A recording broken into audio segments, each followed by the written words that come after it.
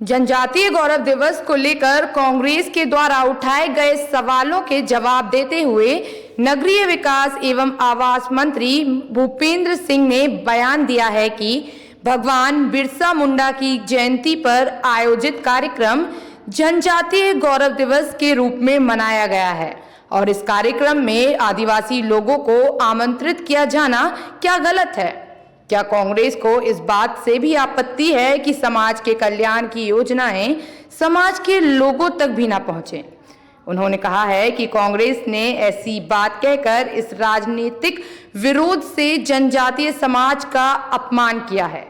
फिर मामला रानी कमलापति के नाम से स्टेशन का नामकरण का विरोध किया जाना क्यों ना हो, या फिर भगवान बिरसा मुंडा की जयंती के आयोजन पर इस तरह के सवाल उठाना भी लाजमी नहीं है। आपको बता दूं कि वहीं कांग्रेस ने जनजातीय समाज को केवल वोट बैंक में इस्तेमाल किए जाने वाला जरिया बताया है।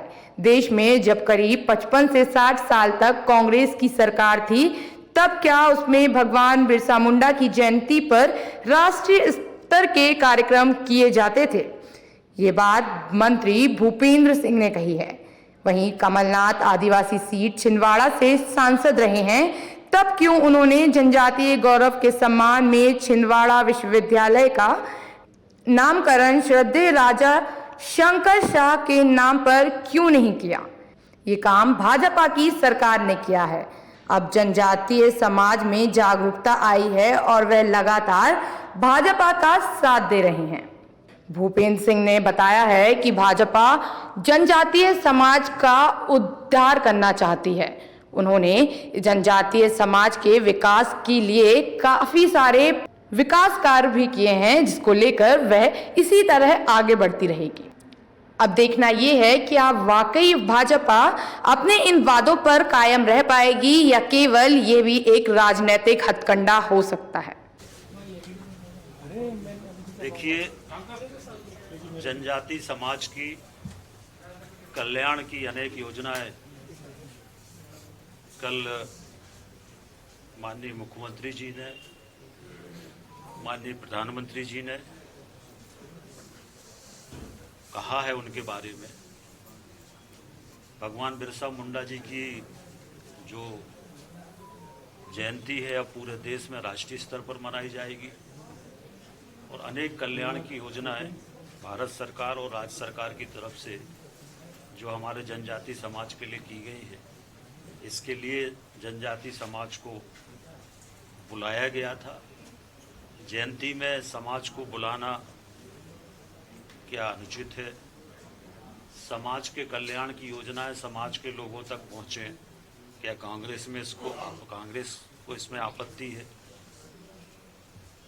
तो ये जो कांग्रेस का विरोध है, ये विरोध पूरी तरह से राजनीतिक है और जनजाति समाज का विरोध कांग्रेस ने किया है।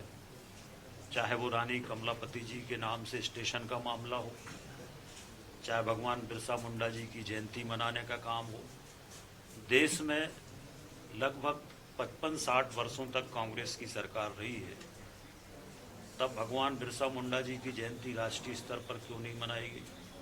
राष्ट्रीय स्तर पर भगवान बिरसा मुंडा जी की जयंती मनाने का निर्णय क्यों नहीं हुआ? कांग्रेस ने हमेशा जनजाति समाज को वोट बैंक समझा है। कमलनाथ जी जो ट्राइबल सीट से जीतकर आते हैं छिंदवाड़ा में, छिंदवाड़ा विश्वविद्यालय का नाम वो चाहते तो वो भी ये कर सकते थे, ट्राइबल क्षेत्र था, पर उस विश्वविद्यालय का नाम करने का काम भारतीय जनता पार्टी की सरकार ने किया है। तो कांग्रेस सिर्फ वोट बैंक समझती रही। अब जनजाति समाज में जागृति आई है और पिछले चुनाव से लगातार वो भारतीय जनता पार्टी के साथ हैं। जब 28 विधानसभा के उपचुनाव हुए थे, तब भी सारी ट्राइबल सीटों पर हम लोग जीते थे।